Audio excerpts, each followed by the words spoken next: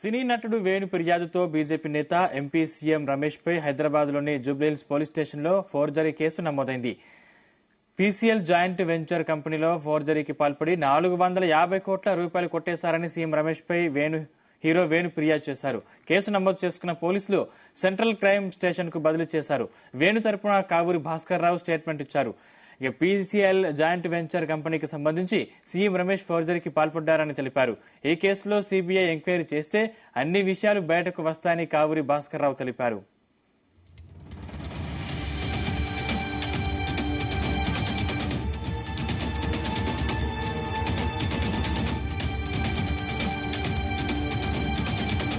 కావూరు సాంబశివరావు గారి సంబంధించిన ఆయన 66లో మొదలుపెట్టిన బిజినెస్ సంబంధించిన వ్యవస్థ, దానికి నేను ఆథరైజ్డ్ రిప్రజెంటేటివ్. దానికి సంబంధించి నా సిగ్నేచర్స్ ఫోర్జరీస్ చేసి డాక్యుమెంట్స్ ఫ్యాబ్రికేట్ చేశారని ఒక ఎఫ్ఐఆర్ ఫైల్ చేశాను జూబ్లీహిల్స్లో. తర్వాత అది సెంట్రల్ క్రైమ్ స్టేషన్కి ట్రాన్స్ఫర్ చేశారు. వారు నన్ను విట్నెస్గా పిలిచారు. నేను స్టేట్మెంట్ ఇచ్చాను.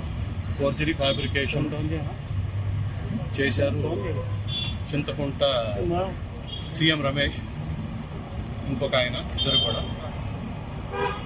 దానికి స్టేట్మెంట్ ఇచ్చాను. ఏం కంపెనీ స్టేట్మెంట్ రికార్డ్ చేసి పోలీసులు ఇప్పుడు నేను చెప్పేదే. వాళ్ళ మీద ఏమైనా నోటీస్ ఇచ్చి పిలిచిరా సార్?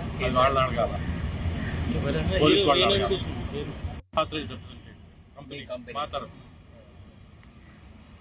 ఆయనే ఫైల్ చేసింది కంప్లైంట్.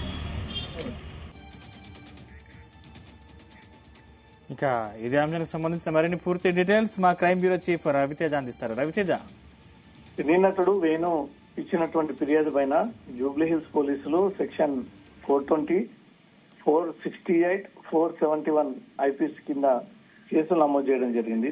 ఇదంతా కూడా పీసీఎల్ కంపెనీకి సంబంధించినటువంటి వ్యవహారం అంటూ కూడా ఫిర్యాదు అందజేయడం జరిగింది వేణు. దాంట్లో పీసీఎల్ జాయింట్ వెంచర్ కంపెనీ పేరుతో సీఎం రమేష్ ఇంకొంతమంది వ్యక్తులు 450 కోట్ల రూపాయలని తన అనుమతి లేకుండా ఫోర్జరీ సంతకాలు చేసి దాన్ని సీఎం రమేష్ కొట్టేశాడు అంటూ కూడా ఈ అభియోగాలు, ఈ ఆరోపణలు కూడా మెన్షన్ చేస్తూ ఆ ఫిర్యాదు అందించినటువంటి వెంటనే జూబ్లీహిల్స్ పోలీసులు కేసు నమోదు చేసి ఈ కేసుని దర్యాప్తు చేపడతా ఉన్నారు.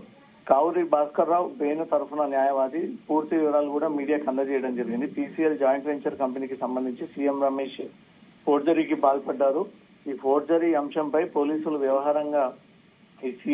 వ్యవహారం సీరియస్ గా తీసుకొని సీఎం రమేష్ తో పాటు నాగేశ్వరరావు ఇంకా ఇద్దరు వ్యక్తులపై కూడా కోట్లాది రూపాయలుగా ఫోర్జరీ చేసినటువంటి ఈ వ్యక్తులందరినీ కూడా చట్టపరంగా శిక్షించి వాళ్ళందరినీ కూడా జైలుకి పంపాలంటూ మాత్రం ఈ నోటీసులు అందజేసినట్టు కూడా సమాచారం అందుతుంది.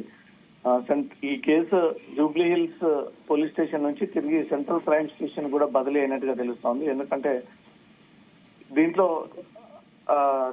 ఎవిడెన్స్ రికవరీ చేయాలంటే అది సిసిఎస్ పోలీసులతో సాధ్యమవుతుంది. ఇంకో సిసిఎస్ టీమ్ ఎక్కడైనా ఈ రాష్ట్రంలో కానీ పక్క రాష్ట్రంలో కానీ వెళ్లి ఈజీగా నిందితులను పట్టుకొచ్చి ఎంక్వైరీ చేసేటువంటి రైట్స్ ఉంటాయి. కాబట్టి జూబ్లీహిల్స్ పోలీసులకు ఆ జ్యూరిస్డిక్షన్ వరకే ఆ పవర్స్ ఉండడము, సిసిఎస్ పోలీసులు అయితే 2 రాష్ట్రాల్లో ఎక్కడికైనా వెళ్లి విచారణ అరెస్టులు చేయవచ్చు. కాబట్టి సిసిఎస్ పోలీస్ స్టేషన్ కి ఈ కేసుని బదిలీయించడము, సిసిఎస్ పోలీసులు కూడా జూబ్లీహిల్స్ పోలీస్ స్టేషన్ వచ్చినటువంటి కేసుకు సంబంధించి పూర్తి వివరాలు సేకరించి న్యాయ సలహాలు తీసుకొని సీఎం రమేష్, నాగేశ్వరరావు ఇద్దరు వ్యక్తులు ఏ ప్రాంతంలో నివాసం ఉంటున్నారో ముందా వాళ్ళకు 41 సిఆర్పిసి నోటీసులు జారీ చేసి అనంతరం రెస్పాండ్ అవ్వకపోతే అరెస్ట్ కి చర్యలకు సిద్ధమయ్యేటువంటి అవకాశం కనబడుతోంది. ముందుగా స్టేట్మెంట్ రికార్డు కోసం ఈ రోజు సీఎం రమేష్ తో పాటు ఇతర వ్యక్తులు కూడా నోటీసులు జారీ చేసి పిలిపించి వారి స్టేట్మెంట్ కి రికార్డు చేసుకునేటువంటి అవకాశం నడుస్తుంది.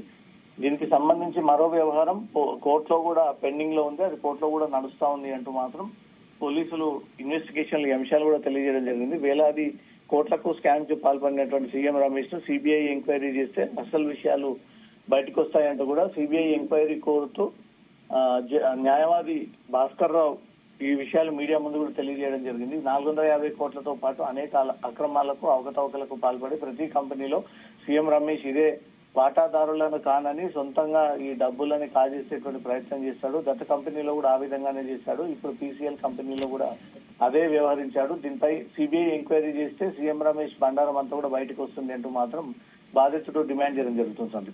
Right, thank you Raviteja.